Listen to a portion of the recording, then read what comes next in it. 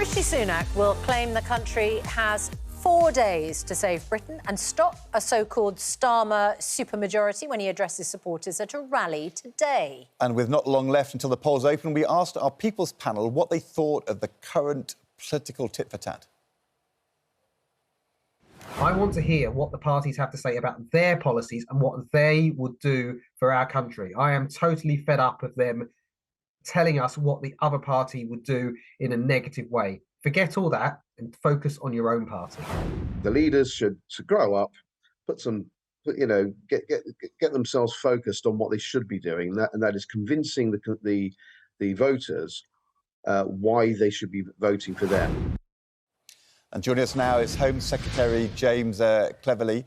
We heard there what the People's Panel are asking. They want serious questions about the future. Can I just ask you about events overnight in France? Very strong performance by the far right. You negotiated a deal with the French for beach patrols and cooperation to try and stop those small boats coming across the channel from France to Britain. Could you tell us, how would a change in government in France, the rise of the Le Pen party, change that cooperation? Is it something that you're concerned about? Well, obviously, this is something that we have thought about. I have thought about.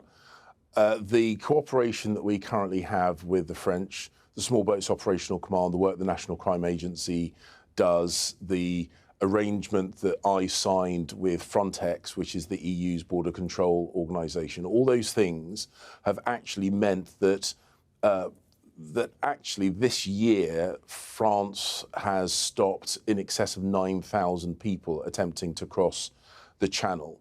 We have to work internationally on this issue. We have done so up until this point. We'll need to do an analysis to see what the impact of a change of government, particularly in the Pas-de-Calais region, might bring about.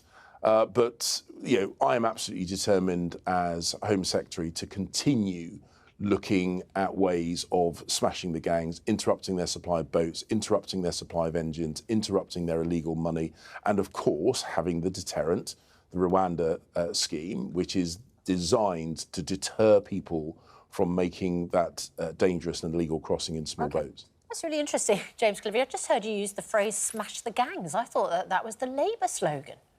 I thought yours was "stop the boats." No, they are copying my work because we have worked with European law enforcement agencies. We've successfully seized a number of boats that were in transit across Europe, a number of engines that were in transit across Europe, interrupting their supply of money. So the National Crime Agency is doing that. I've made it clear since the day I was appointed as Home Secretary that my plan was to make it impossible for the criminal business of people smuggling to operate. Why hasn't it worked, then? Well, it is in part working. One of the sad reasons why we're seeing so many people packed onto the boats is because we have been disrupting the supply of boats. It's harder to get those boats now than it was previously. So we've made it more dangerous for people? Well, the point is the people smugglers are making it more dangerous. I am not going to do anything that makes it easier for the people smugglers. My work has been to break the business model of those people smuggling gangs, interrupting the supply of engines, more lives at risk as a result. No, we are not. No. Nobody wants to see people getting onto boats, and they certainly don't want to see people putting lives at risk, particularly when there are young people involved. You cannot do blame shifting here. It's the people smuggling gangs that are putting lives at risk. It is our moral duty to interrupt the things which facilitate those people being smuggled across the channel. I don't want to see people getting on those boats and putting their lives at risk any more than you do. Look, Rishi Sunak apparently today going to be out warning of a Labour supermajority. But he tweeted after the England result, "It's not over until it's over." Has he given up? You look like you're looking a little bit more relaxed this morning. The tie's off. Are you looking forward to putting your feet up a little bit? No, the reason I'm not wearing a tie is because until the football started last night, I was knocking on doors campaigning. I will be going to the Home Office to do some more work on ensuring that we are ready for the flights to Rwanda to take off if we are returned to government. And once I've done that, later on tonight, I'll be heading back up to my constituency to do more campaigning. This is what I look like when I do campaigning. It's not relaxing. And the point the Prime Minister was making is that the choice of who runs the country from Friday onwards is still in the hands of the British people. They do not need to be dictated to by the opinion polls. If the opinion polls turn out to be a good prediction of what happens, then we will see a Labour government who have already said, Keir Starmer has already said, he's going to try and distort our democracy. He said he's going to pack out the House of Lords. He said he's going to give votes for 16-year-olds. He'll probably give votes for foreign nationals, probably give prisoners the votes. Okay. He is trying to lock in, a Labour government on a very flimsy prospectus, because he hasn't told us what he's going to do with that. Sorry to interrupt, Mr. Cleverly, but we did do this with Mr. Ashworth as well. As our People's Panel has said, they want to hear what you would do or have done, not talk about the other party. And I want to ask, if the polls are correct, what is it, do you think, which has meant that you've made no progress in the polls at all? Is it Partygate? Is it Liz Truss? Is it high inflation previously? Is it the highest tax burden for decades? Is it the cost of living crisis? Is it immigration? Is it the failure to stop the boats? Is it NHS waiting lists? I mean, where did you go wrong?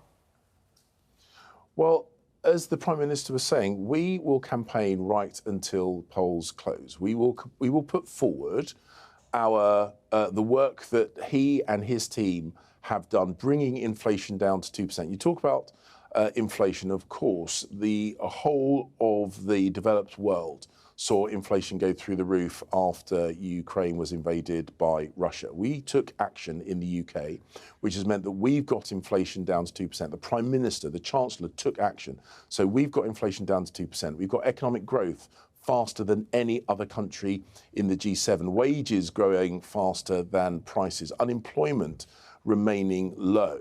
So we have, I think, particularly over these last difficult couple of years, done the right thing by the British people. And we are determined that if we are voted back in, that we will continue to bring down their taxes, that we'll continue to grow the economy, to attract investment into business, to keep unemployment low. That is our offer to the British people. Can I just ask you, Mr. Cleverly, back in 2019, you asked for a majority to get Brexit done, and you won a majority of 80. Was that majority too big?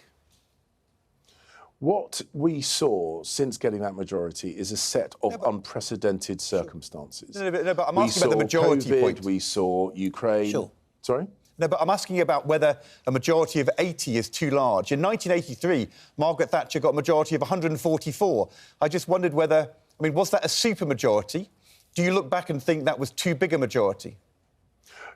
What the question is here is what you do with that majority. Yeah. Margaret Thatcher used her majority to repair Britain after Labour broke it. Right. In 2019, we used our majority to deliver on the mandate given to us by the British people. So you're in favour of big majorities if it's a Tory government, but if it's a Labour government, you're against them?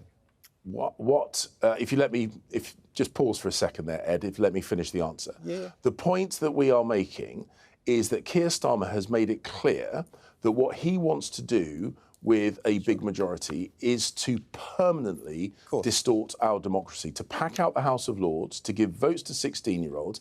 What he has not said he's going to do, in any kind of detail at all, is an agenda for government. He has said as little as he thought he could get away with.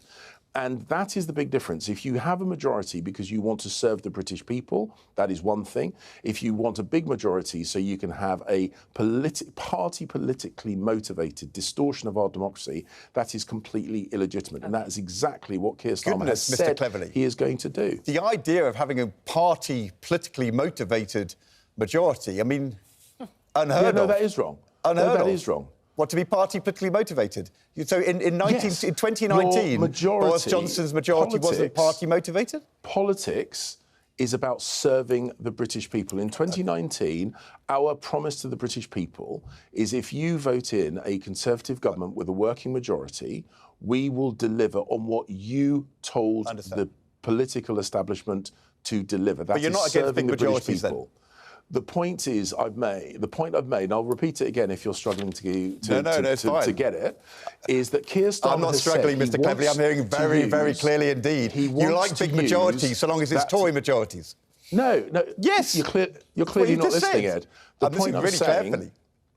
You're doing a lot of talking for someone that's meant to be listening. The point we have made is that Keir Starmer has said that he wants to use this majority to permanently distort our democracy, to pack out the House of Lords, to give votes to 16-year-olds, votes to criminals, votes to foreign nationals. That is not serving the British people. OK. It is self-serving, and that is the difference. OK. James Cleverly, thank you very much indeed. Before we let you go, can we confirm that when you are invited to do karaoke, you choose a Beatles track? I often do, or I am rather partial to Aretha Franklin's You Make Me Feel Like a Natural Woman, one of my favourites. Interesting choice. What's your favourite Beatles song? Blackbird. It's a beautiful, beautiful song, simply written. Have you got a couple of bars for us? Go on. No, I'm not. No, Jonathan's saying, go on, it's an election. This is breakfast time. People will be enjoying their healthy cereal or bacon sandwich, and I do not want to upset the stomachs of the voters this close to a general election by imposing upon them the pain and suffering of James Cleverly singing Blackbird by the Beatles. Tireless is enough for the morning. Thank you so much, James Cleverly, Home Secretary.